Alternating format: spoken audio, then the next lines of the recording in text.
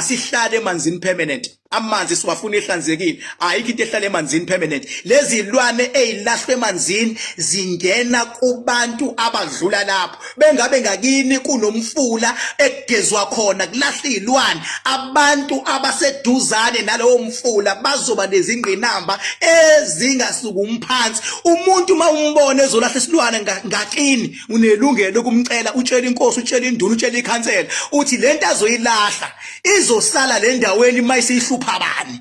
Umuntu nomuntu akayolahla isilwane emkhosheni wangakubo, hayi emkhosheni wangakini.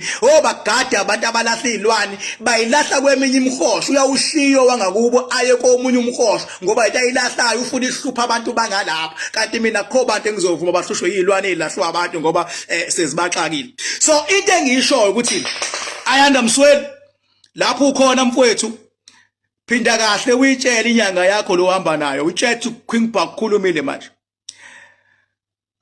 Ningasithathi isinqumo sokungena emzini yabantu nithi niyohlafaza izigubhu baba. Uma nenza leyo nto kobe nidayisa lo suke esithathile ngoba uzosihlafaza wena bese uyahamba. Kodwa lento le ebile esigubhini izosala ilwe nalo. Indlela yokulahla isigubhu kumele kube umuntu owasithatha ozosala athi angisakufuni, asiphike athi vela nkakaze mina ngikufune wena, mina nganginenkinga nje ngangafunile nina, ndiyabo. Futhi nakhona masubona ukuthi izinto zakho zishona phansi ngoba unesigubhu, uyasala isigubhu. Uma ngabe sewusalile isigubhu baba, let's say mina ngiyakudirector ngoba njengoba ngishaya igubhu nje ngithi ayikho, ngiyazi futhi izaliwa kanjani. Kodwa ngeke ungifice ngithi ngemzini nomuntu ngiyobulala igubhu ngoba ngiyabaqhatha abantu bakubo nale lento sesigubhini. Ngoba ngisho makuthiwa bune ifake inhlabathi yamathuna izwa kuthiwa vele walibulala, automatically leyo nyanga isiyalwa nawe. Idlozi la leyo nyanga eligangi seliyalwa nawe, uyabo. Sekumele ube nomuntu ostrong ozokuprotect. Futhi ayikho lento ethi mawukhipha isilwane namhlanje uzozubone after 5 days siphumile, ayikho lonto. Mawusikhipha namhlanje isilwane kumele siphume namhlanje. Ngizwileke inyanga kalokuzana ka Ayanda Msweli ithi hayi phela kuyenzeka mawusikhipha isilwane singaqale siphume silinde 3 days. Beke sangaphuma ukhona. So phuma kanjani ungasekho?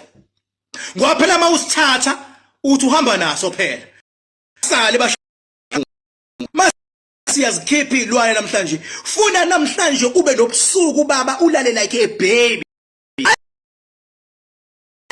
Ziyafika lezi zilwa nawe. Mazilwa nawe zibuya sezilwa impi ephinda phinde ethulani ikhona emakhaya. Angifuni nani nina bafethu enazithatha izigubhu bafethu, inina ethi angisasifuni lesigubhu. Uyabona mawuthi awusasifuni lesigubhu mfethu ngingcono ungalwi futhi nalomuntu ayekade kunikezile, ungalwi nalowo muntu loyo. Ngaphandle mawukuthi ngampela umuntu ekade kunikezile uyabona ukuthi wakuhlaba 200,000 waye kwenza inyoni, thatha lesigubhu uyoshiya kwakhe. Shiye kwakhe uthi hayi ngisibuyisile, noma ngisho umakoti mawumthathile